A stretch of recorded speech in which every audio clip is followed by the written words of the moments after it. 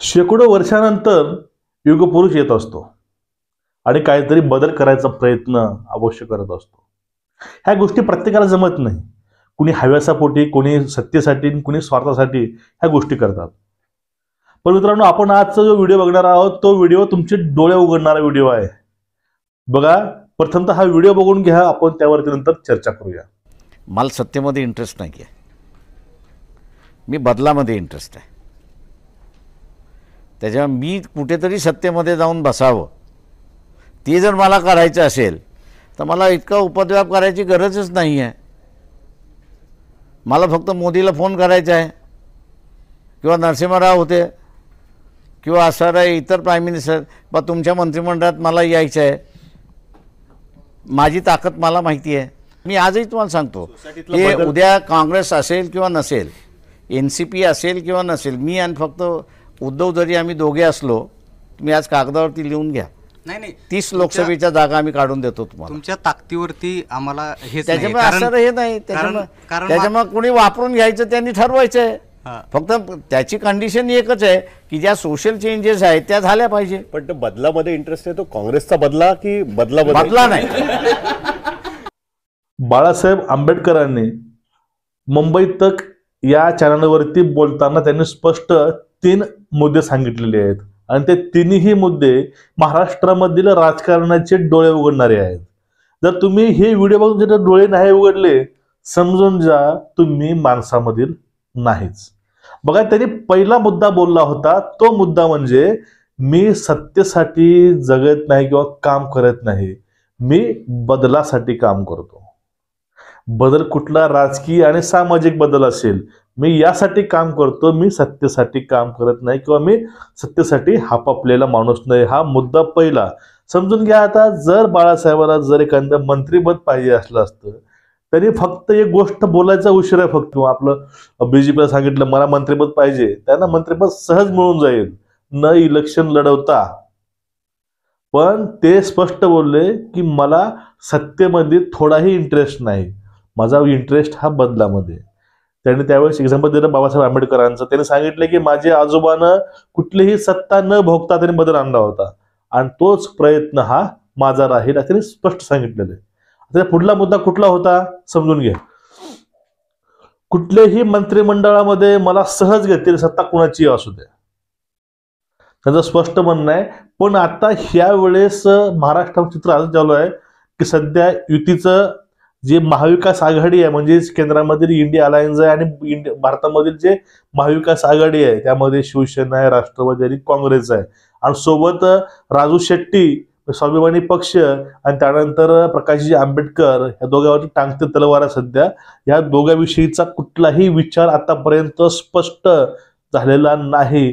Election फक्त 2 ते 3 महिन्यावरती येऊन पोहोचलेलं आहे, त्याविषयी अजून कुठलाही निर्णय झाला नाही. बाकी इंडियानं ऑल भारतामध्ये त्यांनी युती केलेले आहेत, पण महाराष्ट्रामधील हे चित्र अजून तसंच आहे तसंच आहे. फक्त यावरती काही प्रश्न उभे राहतात आणि यावेळेस असा प्रश्न पडतो की बाळासाहेबाला सोबत घ्यायला कुठलाही पक्ष नाही म्हणणार नाही, पण यावेळेस राष्ट्रवादी आणि काँग्रेस ही भूमिकावर काय आहे जागा वाटपाच्या, हा प्रश्न अद्याप कळला नाही. आणि राहून राहून एकच प्रश्न पडतो, जर काँग्रेसला राष्ट्रवादी सत्ता बदल त्यांना पाहिजे असला असता, त्यांना BJP तर नको असली असती, तर त्यांनी प्रकाश आंबेडकरांना घेऊन त्यांनी कुठल्याही परिस्थितीमध्ये BJPला हरवायचा प्रयत्न केला असता. पण या ठिकाणी ह्या गोष्टी दिसून येत नाहीत. नेमका प्रश्न पडतोय की काँग्रेस अशी भूमिका का घेत आहे. आता बघा, पुढला जो पॉइंट आहे, पुढला जो प्रश्न आहे, जो तर तुम्ही प्रश्न बघितलात तर याचा काँग्रेसचं आणि BJPचे डोळे नक्कीच उघडणार आणि त्यांची रात्रीची झोप सुद्धा ओढून जाणार. त्यांनी असं एक वक्तव्य केलेलं आहे, ते वक्तव्य काय आहे ते समजून घ्या. त्यांनी सांगितलेलं आहे की जर उद्धवनं आणि मी जर युती केली महाराष्ट्रामध्ये, उद्धव ठाकरे आणि बाळासाहेब आंबेडकर यांनी दोघांनी तर युती केली, तर माझं तुम्हाला चॅलेंज आहे, मी तुम्हाला बॉन्डवरती लिहून देतो की महाराष्ट्रामध्ये लोकसभेच्या 30+ जागा आम्ही नक्कीच जिंकणार. आता त्यांनी हे गोष्ट काय बोलली समजून घ्या. आता त्यांनी हे वाक्य का बोललं असावं, कारण असा हुशार व्यक्ती अशा गोष्टी म्हणजे वायफळ बळबळ करणार नाही.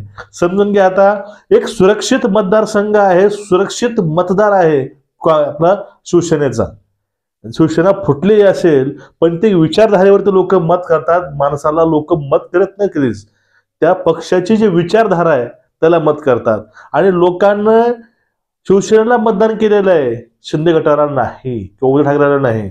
आणि शिवसेना मुळात आहेत ती उद्धवजी ठाकरे यांच्या वडिलांचे, आणि त्यावरती जास्त लोकांचा भर असणार आहे. आणि पहिली गोष्ट झाली. आणि दुसरी गोष्ट आहे सहानुभूती.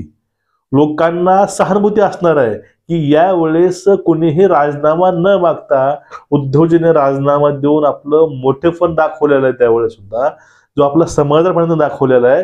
आणि त्यानंतर ह्या दोन गोष्टीमुळं, आणि त्यानंतर शिवसेनेसारखा पक्ष सोबळा लढणारा महाराष्ट्रामध्ये दुसरा कोणी नाही.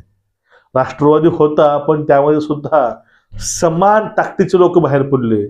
पण शिवसेनेमध्ये असं नाही. जे ताकद आता शिवसेनेमध्ये कायम आहे, दरारा कायम आहे. ही झाली गोष्ट शिवसेनेची. आता उरला प्रश्न वंचितचा. आता वंचितला काही दिवसापूर्वी राण्याचं पोरगा बघा त्यानं म्हणलं होतं, किंचित आघाडी.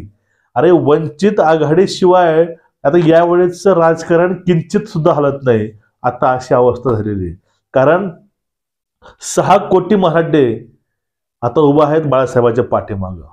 कारण काय, सर्वांना माहिती आहे की अशा आरक्षणाच्या चढ्यामध्ये बाळासाहेब आंबेडकर असं एकमेव नेतृत्व होतं, ते पूर्णपणे सुरुवातीपासून आतापर्यंत मराठ्यांच्या पाठीमागे उभं आहेत.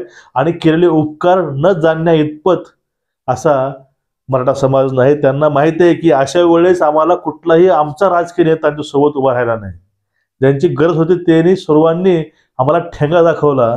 पण अशा वेळेस एक धीर, आपलेपणा हा बाळासाहेबांना दाखवलेला आहे मराठा समाजाप्रती. त्यामुळं मराठा समाजाचे 6 कोटीमध्ये कमीत कमी 4 कोटी वोट तरी हे कुठं जाणार नाहीत. कारण 41 लाख मतं घेतली होती बाळासाहेब 2019 मध्ये. ह्या वेळेस 41 आकडा हा शक्यच नाही. यावेळेस 2 ते 3 कोटीच्या पुढे हा आकडा जाऊ शकतो. आणि अशा वेळेस जर शिवसेना आणि जर वंचितची युती झाली, त्यावेळेस नक्कीच 30+ जागा ह्या नवीन आघाडीला मिळू शकतात. यामध्ये काही नाही. म्हणून बाळासाहेबांनी ही गोष्ट बोलली असावी. आणि ह्या गोष्टीवरती विचार करायची गरज आहे. विचार मतदारांनी करावं आणि विचार ह्या अलायन्सने पण करावं. आणि जो काय तिला लवकर सोडवावा. बघा मित्रांनो, तुम्हाला एकूणच ह्या व्हिडिओवरती काय वाटलं? बाळासाहेबांची जी भूमिका आहे, जे वाक्य आहे, म्हणून तुम्हाला नेमकं वाटतंय काय? तुमचं मत काय आहे? तुम्ही मत आपल्या कमेंटमध्ये तुम्ही नक्कीच व्यक्त व्हा, सांगा. तुम्हाला जर आपले व्हिडिओ आवडत असतील, चॅनलला सबस्क्राईब करून ठेवा आणि बेल आयकॉन दाबून ठेवा आणि व्हिडिओ जास्तीत जास्त शेअर करा. कारण लोकांपर्यंत जे खरी माहिती आहे, ॲक्च्युअल माहिती आहे, ती माहिती पोहोचली पाहिजे. आपण एक सुरक्षित आणि सुशिक्षित मतदार म्हणून आपलं हे कर्तव्य बनतंय, एक भारताचा आणि महाराष्ट्राचा एक सुजाण नागरिक म्हणून ते आपलं कर्तव्य पूर्ण करण्याची अपेक्षा करतो.